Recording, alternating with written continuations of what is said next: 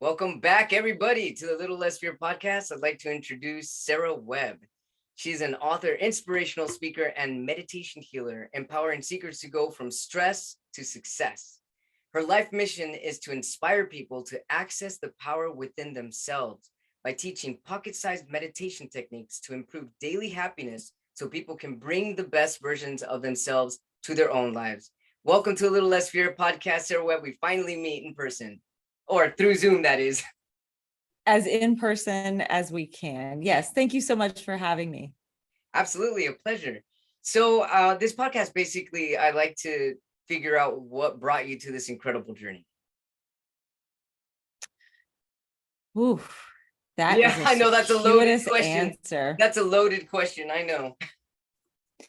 My mission is, as you mentioned, to teach people little portable, I call them pocket-sized because you can kind of take them anywhere and pull them out anytime, techniques. And my vision for the world is that every single person will meditate.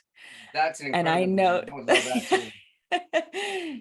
I firmly believe that if everyone would meditate, we would not have the problems that we do.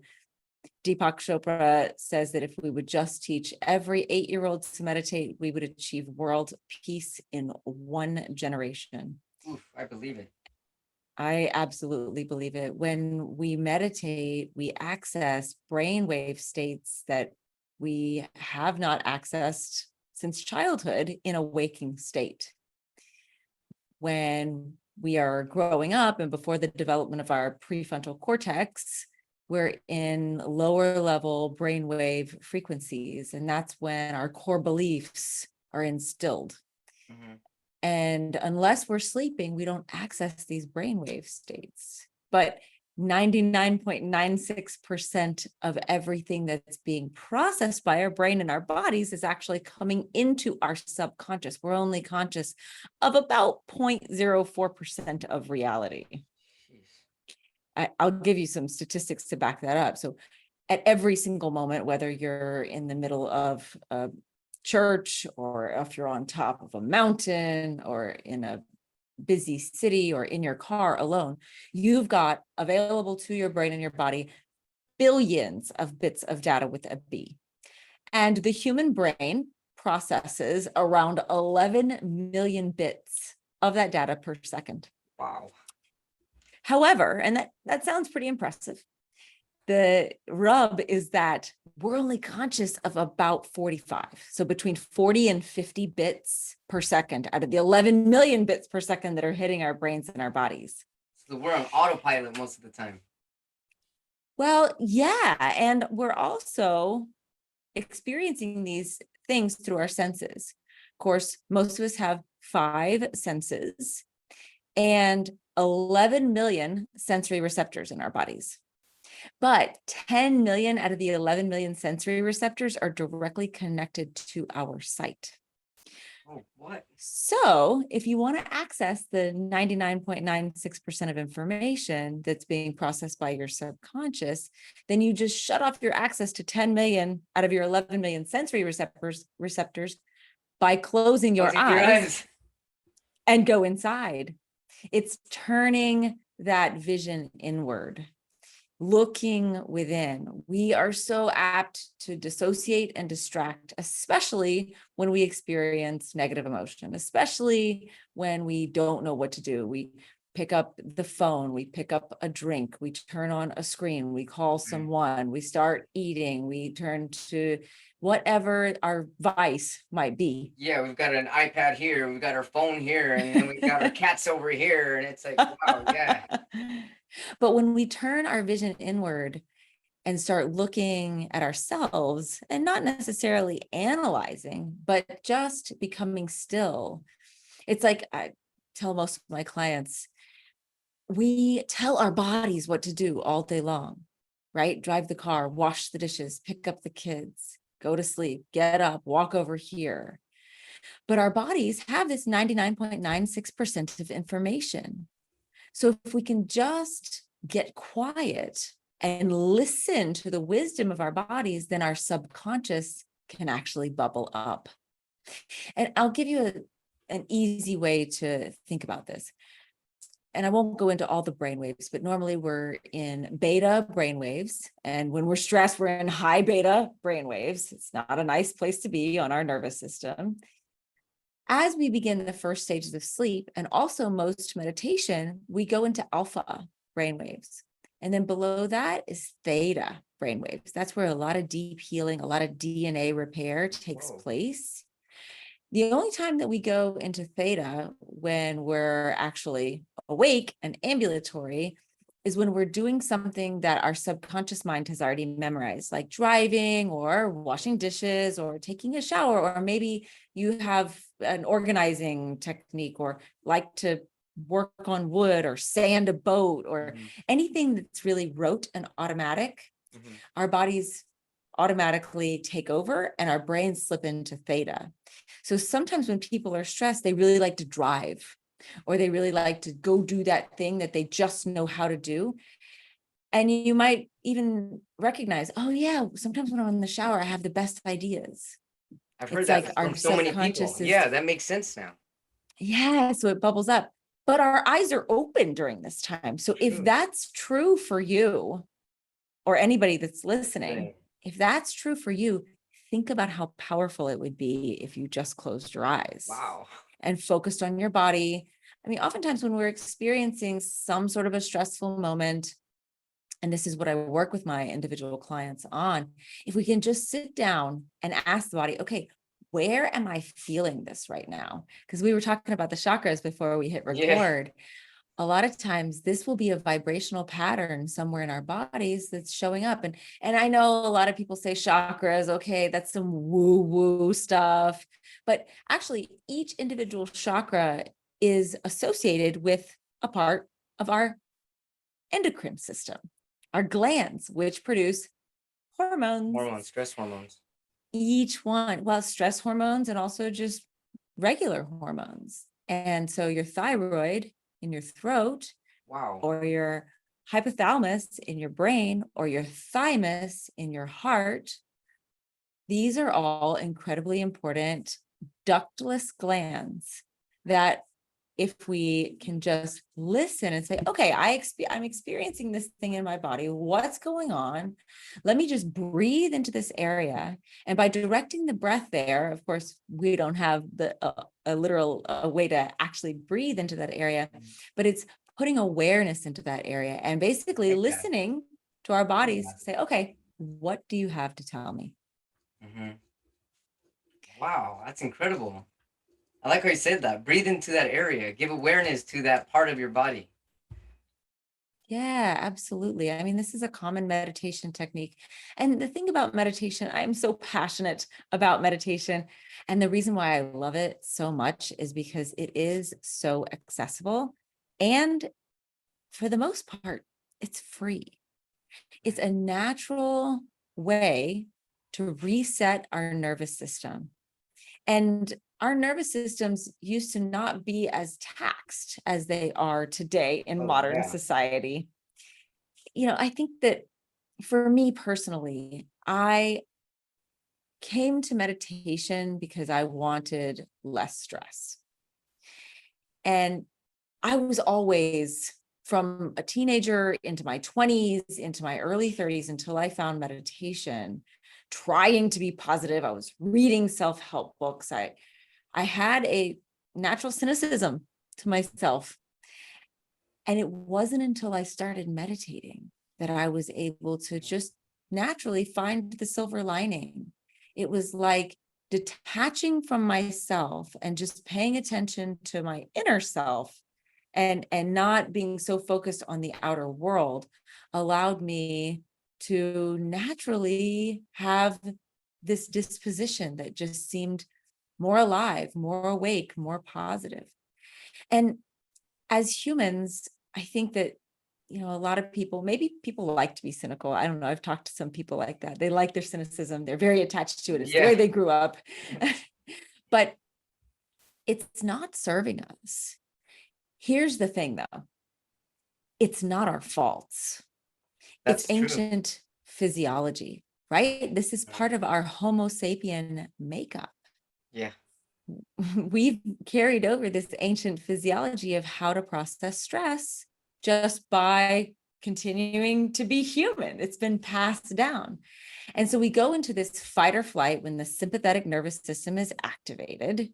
And that's because we used to actually have to fight a tribesperson or flee from some sort of animal, a jaguar, a saber-toothed tiger. Right. And now our fight or flight gets triggered with our boss and our spouse and our kids and deadlines and traffic and all of these things that don't allow us to actually reset our nervous system. And I believe firmly that meditation is modern day mainstream magic. Oh, I agree. Totally Because agree. magic is an illusion, right? And it's something that we create ourselves. If we can just get rid of this illusion that we're looking at and go inside of ourselves, we can cultivate our own little bits of magic in small increments just by establishing a regular meditation practice. And I think so many people are so afraid of meditating. Yeah, I recently heard a friend, recently, it was just last night, and she was telling me that she feels she doesn't have enough time to meditate. But I was like, just 5 minutes a day is really all you need at least to start. And she was like, I like that idea, because I guess she was feeling pressured that she had to give herself 30 minutes or 40 minutes and have that intense quiet time. But from my experience, at least, I meditate 3 or 4 times a day, but even small little increments, as you were saying in the beginning, small little increments is basically the stepping stone to get you to where you want to be. Absolutely. It's about establishing the habit, the Yeah. practice. And Yes. start small. Absolutely. Start with 2 minutes or 3 minutes. Right. Even if we only sit in meditation for 60 or 120 seconds, even if our thoughts are racing, even if our body is yelling and saying, I don't want to do this, just being awake, sitting down, and going inward for even that small amount of time and just making the habit, making the practice, it grows. It's just like, I used to see in the gym these trainers, and they would be like pounding these 50, 60-year-olds, 40-year-olds who clearly have never worked out, and they're January 5th trying to get fit. Yeah. And that is not the way to get a client. Oh, yeah. You've got to start small and incremental and not say, okay, you've got to throw out your entire diet, change everything. There's a great book, James Clear's Atomic Habits. He talks about how to just, instead of saying like, I'm going to go to the gym and I'm going to work out for an hour and a half or even 45 minutes, just commit to lacing up your shoes and driving to the gym and walking inside. Right. Right. Small little changes, Yeah. right? Baby steps always. Exactly. So yeah, just establishing the habit, the practice. And I think, people are so afraid, like you say, that they feel like they don't have time. They feel like they don't know how to do it. They feel like they're doing it wrong. They feel like they should be having some sort of this like transcendent experience and levitating and having the angels come down and say, oh, Yeah. Right. you are blessed, my child. But it's so much simpler than that. And sometimes simple is hard, right? Yes, Sometimes the absolutely. Yeah, it simple can be. things are super, super hard. It's just about making the time for ourselves and making it a practice, because it's not a meditation performance. Right. It's not meditation perfection. It's just a practice. So I think that that's the important thing. And that's why I just try to tell people, let go of expectation. First of all, find the kind that works for you, because there's thousands of different kinds of meditation. And then keep at it. Make it consistent, because that's the key. What's the biggest challenge that you face with your clients in regards to meditation? What's the biggest thing that comes around that you hear quite often? I would say expectation of what it's supposed to be like. I hear a lot from people who don't end up becoming my clients that time is a big barrier. Yeah, I hear that too. Well, I try to not be quite so sassy, but there might be some sass that comes out when I respond to that, because we make decisions every day as to what to do with our time. And it's just about deciding that you're going to do it. I mean, every single person on this planet has a handful or perhaps even dozens of things that they do every single day. Oh yeah. Without fail. They put on a pair of fuzzy slippers. They call a certain person. They drink coffee. They put a cream on their face. Right. We have all these habits that no matter what, I'm going to floss my teeth. No matter what, I'm going to call my mom. No matter what, whatever it is. And so really that time barrier is an excuse. Mm-hmm.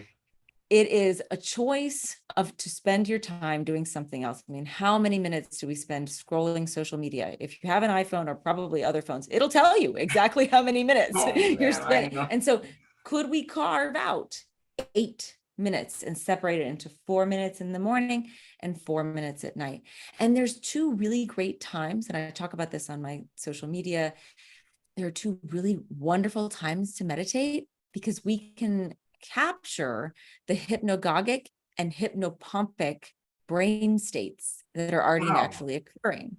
What And is so that? in the morning, when you first wake up, you're in a hypnagogic state. So anything that comes in is going to be taken in as fact because that trap door between the conscious mind and the subconscious mind is really thin. Oh, wow. And same thing happens at night. It's a hypnopompic state, and that trapdoor is very, very thin. And this is a great time. Both these times are really wonderful times to meditate and manifest and focus on what you're grateful for in the morning or some affirmations that you want to implant. So you cannot tell me that you don't have 4 minutes right after you wake up and before you look at your phone, and 4 minutes after you put down your phone and go to sleep, to not give your body what it needs and try to manifest your own life, or even just think about the good things that happened during Yeah. your Be day, grateful. Be even if it's grateful. Practice the Mhm. gratitude. Yeah, gratitude is really powerful. And I'm an inspirational speaker too. And one of my many talks that I give are to magnify your life, MAG, magnify your life with meditation, affirmations, and gratitude. Gratitude. And for a longer talk, I do, make your life into a game with gratitude, affirmations, meditation, and exercise. And that fourth Nice. one, exercise, if we can leverage exercise, that's a really wonderful time. I always tell my clients and anybody that I talk to from a stage, sit down sweaty. If you can get out that kinetic energy Right. and then sit down, put a towel down if you're super sweaty. Yeah. Go do it on an outside chair.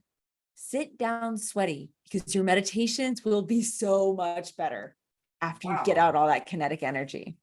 I'm gonna have to try that today when we're done talking. That's right. I did it today myself and it was magical. So is that why? Because I notice when I work out at home, but when I'm doing my free weights, that's usually when when my energy's pumping. That's actually when I start to receive messages and I feel in a meditative state. Is that the reason why? Because I'm in this hypnotic state at that point. Yeah, I mean, working out is definitely meditative. And Mhm. there are lots of things that we do that are meditative, like driving a car. And all of a sudden you're like, oh my gosh, how did I get here? Right? That's Yeah, that's because you always are scary. going into those meditative brainwave states. However, with our eyes open, again, we are still taking in a lot of information. So I'm still a member of a Toastmasters group that I've been a member of for 7, almost 8 years. Wow. And I don't know if you're familiar with Toastmasters, but Yeah, if I I'm am. given, yeah, so like certain jobs, I close my eyes and I don't look at what they're doing so that I can hear if I'm the odd counter or if I'm the grammarian, because with our eyes open, 10 million of our 11 million sensory receptors are being utilized. So yes, meditation, like somebody said, oh, my meditation is when I'm driving in the car and singing, or my meditation is when I'm on the punching bag. And yes, those are meditative things, but they are not meditation. That Right. only occurs when we're sitting up, not laying down. I mean, some people like to lay down, but our bodies typically sleep when we're laying down. So it's really best to not have our head resting and to instead be sitting up in a place that we don't sleep in. Oh yeah, good idea. So, Sarah, what do you tell your clients when, and I'm assuming that some ask, what should I be looking for when they've been meditating for a few minutes? What are they feeling for? I mean, have you had that question? What are they waiting That's a for? great question. No, I haven't had that question in a long time. And the answer is let go of that. Let Oh, go of that expectation. I think that a lot of people are expecting something to happen or expecting themselves to feel a certain way, but it's just about being present. And I know that sounds super far-fetched. It sounds incredibly esoteric mhm. because let's face it, we live our lives in the future or in the past. Said Is another way, we live our lives anxious or depressed. right. It's not a way to live. And so if we can harness the present moment, we can actually bring that mindfulness is what they call it. But really, I am a little bit of a different thinker, and I posit that it's more mindlessness. Because when we are so in our mind, then we're in the future and the past. But if we can just be mindless and just, it's like that great Chinese proverb, stop trying to push the river. Right. I saw this meme of this guy with a mop, like a janitor's mop, and he's at the ocean, trying to Oh, control, like, this is not, if we can just lean into the flow, right? And just allow life to, oh, isn't that interesting? Approach it with some curiosity. So when you're in those meditative moments and trying to meditate, if you're like me, and trust me, it was a long time before I found the kind of meditation that worked for me, because I would go to these classes and I would do Deepak Chopra, and they would say, just imagine that your thoughts are floating by on a river. And my mind is like, where's the river and what kind of a river and where's the bank and where's it going? And is there a bird and what's the tree looking like? I can't see right. so it's a really good, if your brain is like that and you feel like you can't shut it off, use an artifice, a mantra, paying attention to your breath.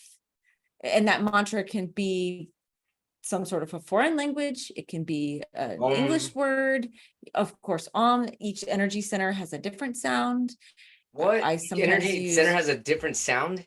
yeah, each of our energy centers has a sound, a color, a frequency, a hertz vibration. There's all kinds. I mean, yeah, Oh it yeah, goes very, I very knew deep. about the colors and the vibration, but sound itself, I guess that makes sense. It's all a vibration. That's amazing. So yeah, there's like a ram or vam, or an is this one up Oh, here. that's the And then if crown, you huh? want to add like namaha just means reverence. So Wow. if you just want to go om namaha, om namaha over and over again in your head, it's just reverence to om is supposed to be the sound of the earth. Or if that sounds really strange, then forget that and do something like gratitude, or I am whole and complete, or I am right here, right now. Anything that your mind wants to latch onto will help us to remain in this moment. And I can almost guarantee that eventually, over time, if done consistently, you will all of a sudden reach that kind of suspension of thought. I Yeah. remember the first time it happened to me. I had been meditating for maybe 6 months, and I noticed something happening, and I was like, oh my gosh, it's happening. And I, of course, immediately like snapped out of it, because I was trying to control it. Yeah. But it's just about that. It's that balance of trying. And so you've got this mantra, or you're paying attention to your breath, or your belly breathing, or you're suspending your breath. There's a certain kind of breath where we can pay attention to the space in between our breaths. Osho, Wow. the famous Osho. And this really refines our breath to a different level. It almost makes us pause a little bit more, or breath suspension. I practice Kundalini yoga, and that works a lot with the Mhm. suspension of the breath. And for anybody who's chronically stressed, I always teach box breathing Yeah. initially. It's a really great tool. Have you ever done box I breathing? have. It's amazing. Yeah, it's great. You get to visualize it and go with it. Yeah, and if you're stressed, you can sit down with box breathing, or just in the grocery store with box breathing, or be driving with box breathing, because when we suspend the breath, it makes especially when we suspend the breath, when we're not stressed, it makes our nervous system practice being stressed and know that we are safe. Because when we feel like we don't have any oxygen, when we hold it empty, or when we feel like we're not going to breathe, be able to let it out, when we hold it full, it's a stress for our nervous system, but we know that we're safe.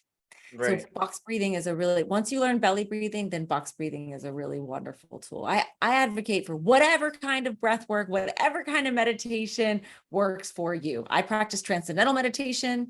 That also sounds very weird and esoteric. I learned 6.5 years ago, and it's what worked for me. It costs money. You have to go to a teacher. You have to go to a 4-day course, 2 hours each. But I don't know if it was because I spent $1,000 on it and I had a teacher, I had a resource that made me, I was like, I spent this money. I'm going to sit down. Of course, I paid over 3 months. It wasn't like I just had, but I was dedicated, and it made me really committed to practicing for 20 minutes twice a day. And it started changing my life. My now ex-husband said, you're different. What's your teacher's name? I'm going to go learn, because Wow. I was pregnant when I learned. 5 months pregnant, 3rd trimester, your emotions are all over the place. And I was able to respond instead of react, just Nice. by 20 minutes twice a day, dedicating Wow. time to myself to reset my nervous system. That's incredible.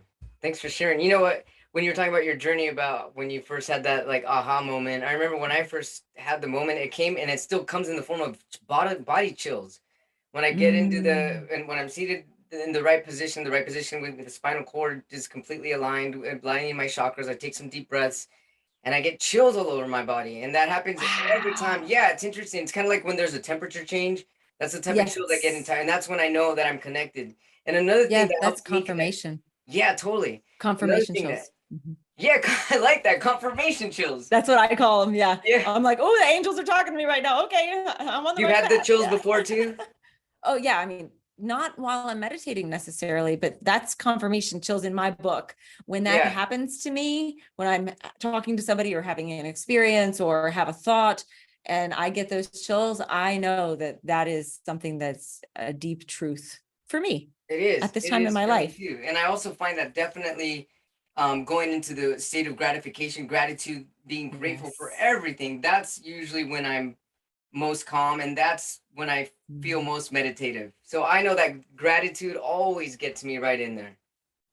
Oh, yes, absolutely. I mean, gratitude is the state of being thankful for something that's already happened. And so, if we can, like you say, and I talk about this all the time, if we can be grateful for those moments when we want to contract, right? Because life is a series of expansions and contractions. And I have a whole talk on this when I do my speeches.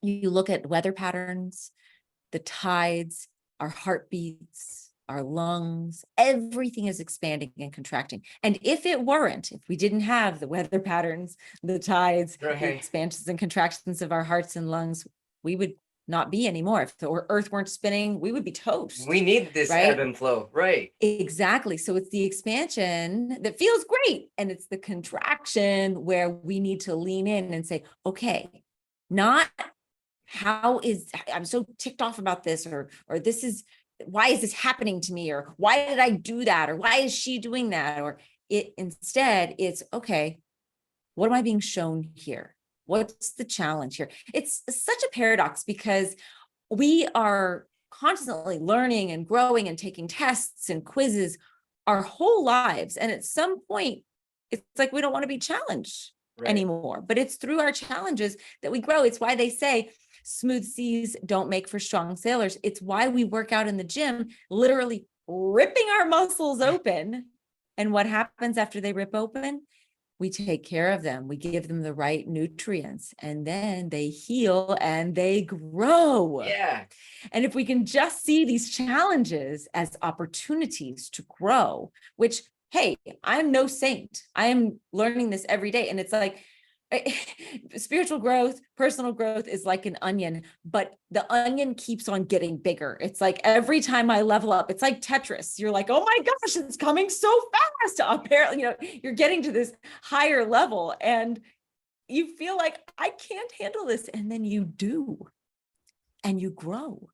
And it's just an amazing daily miracle. So It is. Thank you. Sara, tell us about your book that just came out. Tell us. oh yeah, I'm excited. Look, Lush is a collection of original poetry. It's 55 poems. Nice. I know we didn't really get into it very much, but I am gay. I came out of the closet and got sober and got a divorce in 2019. And then this year of 2022, I healed from deep sexual trauma that I experienced 14 years ago. I was raped by 8 men, very brutally, and I'm lucky to be alive. And I am so grateful. Talk about gratitude. I'm so grateful for that experience. So the beautiful transition that I had into myself is all a result of meditation. When I started meditating, it opened up that space for me to be able to see my habits and to Wow. see what I was doing. Sure. And so I started changing my relationship with alcohol shortly after I started meditating, but it took me a little while to actually completely rid alcohol from my life. And as we record this, tomorrow I will be 1,000 days sober off of alcohol. Wow, congratulations. That's amazing. Thank you so much. Thank you. And it has completely liberated me. As I began to get sober, at that time, I was married to a man, and I realized as I tried to change my relationship with alcohol that I was depending on alcohol in order to be intimate with my now ex-husband. So I told him I wanted a divorce and moved out and continued to get sober and went through the divorce process. And after I really was stable in my sobriety, I started doing some hypnotherapy work with the interpersonal hypnotherapists here in Florida, and realized that I have a lot of sexual trauma, and did a lot of deep healing work around. Basically, I relived these experiences and I forgave every single one of them. And I am a free woman in so many ways, because I don't have to live with that anger. I don't have to live with resentment, because it's like they say, anger is like drinking poison and expecting somebody else to die. Yeah, I was listening to, actually, it's interesting you bring it up this way, because I was listening to one of Abraham Hicks's episode earlier this week, and she was saying, look, everyone's got trauma, and if you don't forgive it, you're gonna have to relive it and learn the lesson again. She goes, there's a lesson in everything. I was like, wow, I didn't think of it that way. And she says, you have to forgive even the ones that have caused you trauma. And she was Especially pretty the adamant ones. about it. Yes, especially the ones, because, well, and it depends on what you believe, but it doesn't matter if you believe in God with a lowercase g or a capital G or source or the unified field of all possibility, but we're all one. I mean, every single atom, whether it's the one in this microphone or the one in the stars or the one inside of our hearts, they are all the same, and they are all composed of 99.9999999% possibility. So we vibrationally attract to ourselves the things that we need to heal. That's the way our subconscious brain works. I suppressed that deep trauma until a time when my subconscious brain said, okay, it's time for you to look at this. You're equipped now to look at this. And that's our ancient physiology too. It's like when we were out as hunters and gatherers, if we ate a red berry that tasted funny and then gave us GI issues, we're going to suppress that information until a later time when we see another similar red berry and we think, oh, that's right, that was a traumatic event for me. I am not going to eat this berry. And that's how trauma works. That's why we get triggered in moments and respond in similar ways as to the original trauma. Wow, that's amazing. What an amazing person you are. What an amazing human, Sara. I am so blessed to know you. I'm blessed I feel to know the you. exact same way. I feel the exact same way. How can our viewers, our watchers, and our listeners find you and your incredible program? Oh, you're so kind. I am very active on Instagram, and you can also find me on my website. The handle or the link is one and the same. I am at Sara Webb Says. That's SarawEbbSays on Instagram. And my website is the same, sarawebbsays.com. Sarah Webb Says, everybody, with their incredible book, Look Lush. And oh yeah, where can we find your book? You can find it on Amazon, barnesandnoble.com, and you can find it through my publisher, Balboa Press, which is a division of Hay House. The cheapest way you can get it is on barnesandnoble.com. It's about $3 for the digital download. On Amazon, it's $4, as well as on Balboa Press, $4. And the list price is $9. So there's a lot of people that are trying to resell it for much higher prices. Don't be fooled, because right now it's just at this moment, it's on pre-order on Amazon. But yeah, Look Lush. You can read it in less than an hour. And it does have some more sultry poems in there. I do kind of like to give a warning because I was coming out of the closet, people. You know? Sarah Webb, everybody, on A Little Less Fear podcast. Don't forget to hit subscribe. Follow us if you can, when you can, please. At Sarah Webb Says on Instagram. That is her handle. Pick up her incredible book, Look Lush. Everybody, thanks so much for your love and your support, and we'll talk to you next time.